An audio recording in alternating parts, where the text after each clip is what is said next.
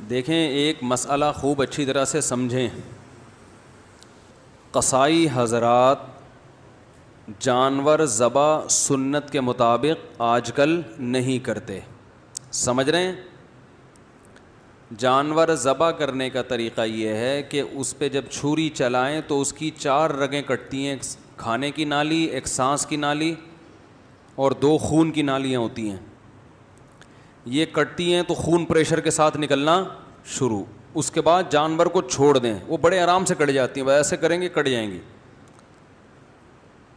جانور کو چھوڑ دیں تاکہ اس کا بلڈ اچھی طرح باڈی سے نکل جائے. ذبح کرنے کا جو فلسفہ ہے اس کی بنیاد یہی ہے کہ جانور کا خون نکل جائے. خون ایک گندی ناپاک چیز ہے نا.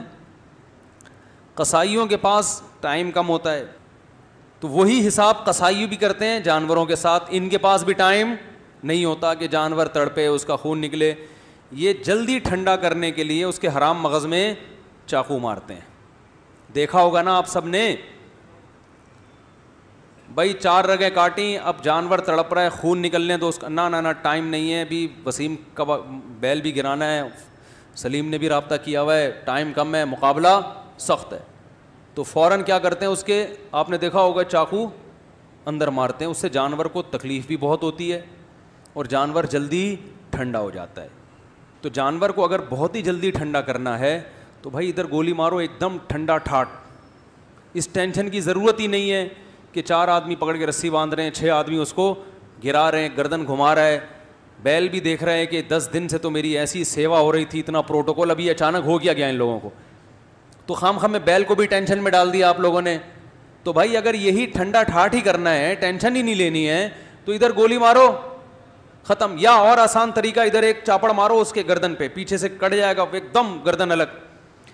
ارے وہ آج کل تو مشینیں آ رہی ہیں, یہاں رکھو گے ایک دم گردن کیا ہو جائے گی الگ, 2 منٹ لگیں گے, نہ باندھنے کی ٹینشن. تو شریعت نے کیوں کہا گراؤ اور باقاعدہ ذبح کرو؟ اس لیے کہ یہ 4 رگیں کٹیں گی, باقی نہ کٹیں.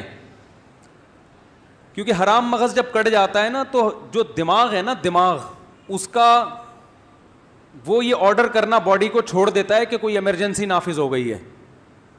دیکھیں یہ جو پیچھے رگیں جا رہی ہیں نا, جو ہمارے دماغ میں پیچھے سے رگیں جا رہی ہیں, ان کا ہماری باڈی سے اور ریڑھ کی ہڈی کے ذریعے کنیکشن ہے نا پوری باڈی سے. تو جب جانور کے یہاں چھری چلتی ہے, یہ والا حصہ صحیح کام کر رہا ہے اس کا پیچھے سے, وہ سگنل دیتا ہے کہ کوئی ایمرجنسی نافذ ہو گئی ہے, کچھ غلط ہو گیا ہے, جس کے نتیجے میں باڈی کیا ہوتی ہے, تڑپتی ہے. جانور خوب ٹانگیں مارتا ہے, تڑپتا ہے وہ, تو اس تڑپنے سے ہارٹ بیٹ تیز ہوتی ہے اور بلیڈنگ اسپیڈ کے ساتھ ہوتی ہے. تو جتنی جلدی بلڈ نکلتا ہے جانور کو احساس بھی ختم ہو جاتا ہے تکلیف کا, اور ساتھ ساتھ گوشت خون سے کیا ہو جاتا ہے بھائی, پاک ہو جاتا ہے. جو غیر مسلم کھانا کھاتے ہیں نا, گوشت جو مردار کھاتے ہیں, جو جھٹکے کا گوشت, اس میں آپ گوشت پکائیں گے تو آپ کو بار بار اس میں خون نکلتا ہوا نظر آئے گا. تو خون سے پاک ہو جاتا ہے. اس میں بڑی مصلحتیں ہیں, بیماریاں ساری جانور کے بلڈ میں ہوتی ہیں تو وہ بھی نکل جاتا ہے. خون ناپاک چیز ہے, اس سے بھی آپ بچ جاتے ہیں, اور گوشت میں ذائقہ بھی پیدا ہو جاتا ہے. یہ سارے فائدے حاصل ہوتے ہیں. تو اب کیا ہے کہ جب یہ ہڈی کاٹ ڈالی, یہاں سے مسئلہ کر دیا آپ نے, تو وہ جانور ہو گیا ایک دم مردار. وہ جو سگنل جا رہے تھے نا دماغ سے اس کو کہ ایمرجنسی, وہ کنیکشن ہی کیا کر دیا, تو وہ ختم ہو گیا. تو اب وہ نہ تڑپتا ہے نہ اس کے وہ, تو وہ اس میں جو شریعت کا مقصد ہے وہ پورے طور پر حاصل نہیں ہوتا. تو جانور کو اگر یہاں سے کاٹا ہے حلال تو ہو جائے گا, لیکن یہ عمل کیا ہے, مکروہ ہے, ناپسندیدہ ہے.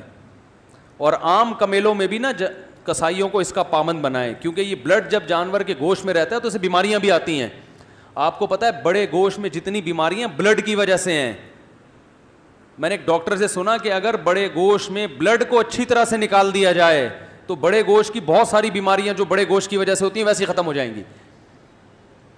تو اب آپ نے کیا کرنا ہے کہ جب جانور گرا ہے, قصائی نے جیسے ہی ذبح کیا, تو پہلے تو آپ قصائی کو آرام سے, پہلے جانور گرانے سے پہلے سمجھا دیں قصائی کو آرام سے, بھائی 4 رگیں کاٹ کے بسم اللہ اللہ اکبر پڑھ کے 4 رگیں کاٹنی, اور فوراً کیا ہو جانا ہے, سائڈ.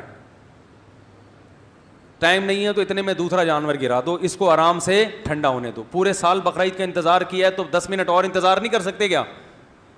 10 منٹ تھوڑا دیر سے کھانا پک جائے گا, کیا خیال ہے بھائی؟ تو آپ نے قصائی کو لگا دیں, سمجھا دیں بہت اچھی طرح سے, تو انشاءاللہ اس کو کھونٹے سے باندھنے کی نوبت نہیں آئے گی قصائی کو. پھر بھی اگر نہیں مان رہا ہے, جیسے کہ نہیں مانتے, بہت سے قصائی نہیں مانتے, آپ ان کو 100 دفعہ سمجھاؤ بھائی 4 رگیں کاٹ کے چھوڑ دو, وہ نہیں مانے گا. تو پھر اس کا طریقہ یہ ہے کہ جتنے بندے جانور پر تھے وہ جانور کو چھوڑ پہ کس پہ آ جائیں؟ قصائی پہ آ جائیں.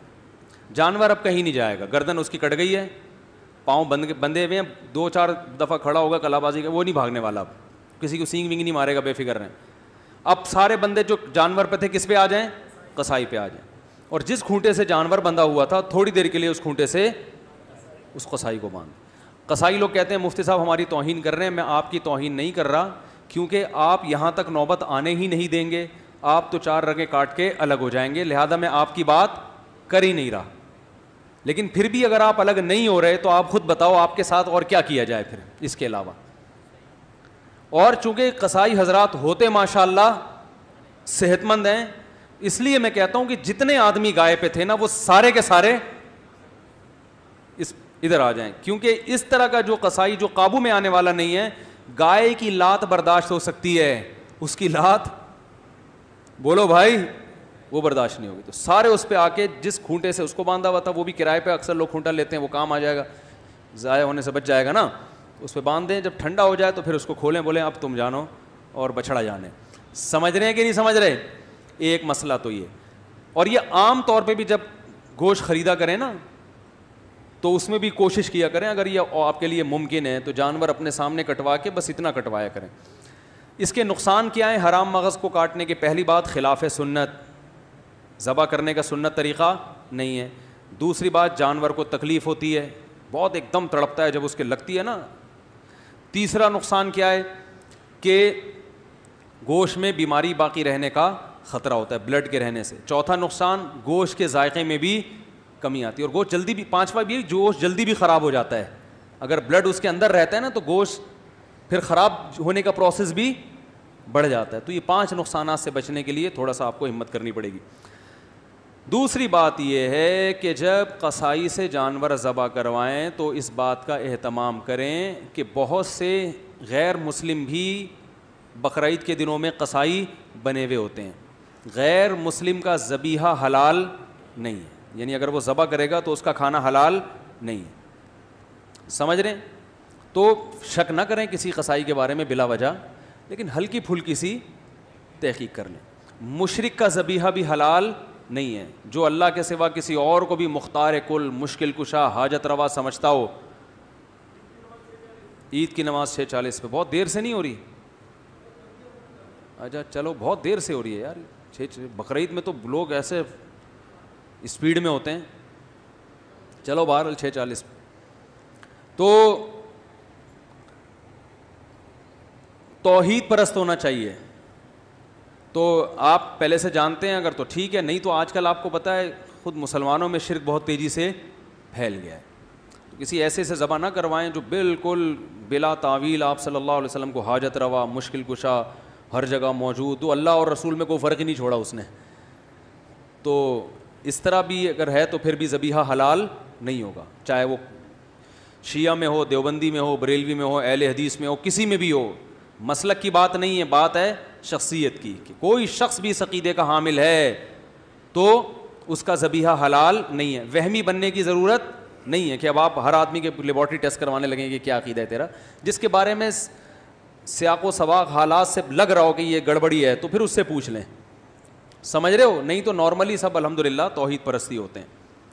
2 باتیں ہو گئیں ذبح کرنے سے متعلق. تیسری بات, بہتر یہ ہے کہ ذبح خود کریں. سمجھتے ہو گے نہیں سمجھتے, ہمارے نبی صلی اللہ علیہ وسلم نے خود ذبح فرمایا ہے. آپ صلی اللہ علیہ وسلم نے حج کے موقع پر 100 اونٹ اپنے ہاتھ سے نہر کیے ہیں, اپنے دستے مبارک سے. سمجھ رہے ہو؟ اور اپنی اضحیہ کو بھی, اپنی قربانی کو بھی آپ صلی اللہ علیہ وسلم خود ذبح کیا کرتے تھے. اس سے ایک تو دل تھوڑا سا مضبوط ہوگا. آج آپ جانور ذبح کر رہے ہیں, کل میدان جنگ میں دشمنوں سے مقابلہ بھی ہو سکتا ہے. جو یہاں اتنا نازک ہو کہ گائے ذبح ہوتے ہوئے دیکھ نہیں سکتا, تو وہاں میدان میں وہ بموں کا مقابلہ کیسے کرے گا؟ تو ضرورت تو پڑ سکتی ہے نا. جب جنگ ہوتی ہے تو پھر صرف آرمی تھوڑی ہوتی ہے, پھر جوانوں کو بھی بلایا جاتا ہے نا. تو ایسا نہ ہو آپ گئے اور پھر آپ نے ایکسکیوز کر لیا وہاں جا کے کہ سر ہم سے یہ منظر دیکھا نہیں جا رہا. تو اس میں ایک دل بھی تھوڑا مضبوط ہوگا. تو اور ویسے بھی سنت ہے کہ خود ذبح کیا جائے, اور اس کا علماء کہتے ہیں اثر بھی پڑتا ہے. تو خود نہیں ذبح کر سکتے تو بہتر ہے کسی نیک آدمی سے ذبح کروائیں, اس کا اثر آتا ہے گوشت کے اندر, اس کی برکت آتی ہے. پھر بھی اگر آپ کہتے ہو نہیں جی قصائی نہیں, قصائی بھی نیک بھی ہوتے ہیں, ان میں بہت سے اچھے بھی ہوتے ہیں, ہر طرح کے ہوتے ہیں, جیسے عام لوگوں میں ہر طرح کے, تو ان میں اچھا ہے تو اسی سے بے شک ذبح کروا لیں, لیکن بہتر ہے خود. لیکن جب قصائی اگر ذبح کر رہا ہے تو تکبیر کہلوائیں. میں نے خود دیکھا ہے منہ میں گٹکا ہوتا ہے, تکبیر منہ سے نکل ہی نہیں ہوتی. وہ گٹکا تکبیر پڑے گا تو گٹکا تھوکنا پڑے گا. اب وہ اپنے 10 روپے آپ کے جانور کی خاطر قربان کرنے کے لیے تیار نہیں ہوتا.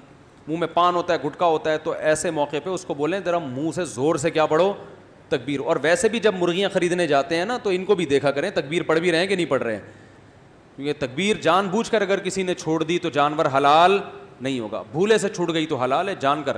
اور تکبیر اس پر واجب ہے جو چھری چلائے گا. تو اگر 2 بندے پکڑ کے چھری چلا رہے ہیں, ایک سے چل نہیں رہی ہے, دونوں, تو دونوں پر تکبیر واجب ہے. ایک نے بھی چھوڑ دی تو جانور حلال بولو بھائی نہیں ہوگا. سمجھ گئے کہ نہیں سمجھ گئے؟ ایک اور مسئلہ, جانور بعض دفعہ بڑے شرارتی ہوتے ہیں, قابو میں نہیں آ رہے ہوتے. ہمارے ایک دوست نے بتایا کہ ایک بڑا موٹا کٹا بیل آیا, چند سال پرانی بات ہے, وہ کسی کے قابو میں ہی نہیں آ رہا تھا, ایسے لات گھما رہا تھا نا جمناسٹک کی طرح. تو ایک قصائی نے بڑے فنٹر بن کے نا, اس نے کہا کہ میں سنبھالتا ہوں اس کو. تو وہ مجھے واقعہ سنا رہے تھے, کہہ رہے وہ آیا بغیر کسی خوف و خطر کے بیل کے قریب آ گیا. کہہ رہے ہیں آنے میں ٹائم لگا ہے, غائب ہونے میں ٹائم نہیں لگا. کہہ رہے ہم دیکھ رہے ہیں ابھی یہاں تک گیا کہاں. وہ بیل نے نا پلٹ کے ایسی کک ماری ہے کہ وہ دور جا کے گرا, بچ گیا الحمدللہ. تو بعض جانور شرارتی ہوتے ہیں, قابو میں نہیں آ رہے ہوتے, تو ایسے موقع پر مجبوری میں اس بات کی بھی گنجائش ہے کہ آپ ان کو گولی وغیرہ مار کر زخمی بولو بھائی کر سکتے ہیں تاکہ یہ گر جائیں. بلا ضرورت یہ کام جائز نہیں ہے. ایسی شدید مجبوری میں بے ہوشی کا بھی آپشن ہے, اگرچہ بے ہوش کر کے جانور کو ذبح کرنا عام حالات میں جائز نہیں ہے, لیکن ایسی مجبوری میں بعض ہوتے ہیں نا ہر قسم کے.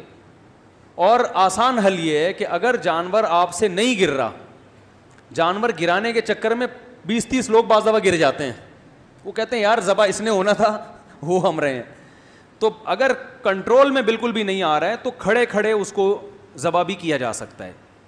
یعنی 2 دھاری تلوار, 2 دھاری جو چاقو ہوتا ہے نا, اس سے آپ گائے کے یہاں کٹ لگا سکتے ہیں, ادھر سے گھسائیں گے تو اس کی 4 رگیں کٹ جائیں گی, تو وہ کھڑے کھڑے ہی ذبح ہو جائے گی. یہ شدید مجبوری کی بات کر رہا ہوں میں, نہیں آ رہی بات بھائی. آپ نے گردن پہ اس کے چاقو مار دیا, خون بہا, وہ گر گئی, تو پھر اس کو پورا ذبح کر دیں.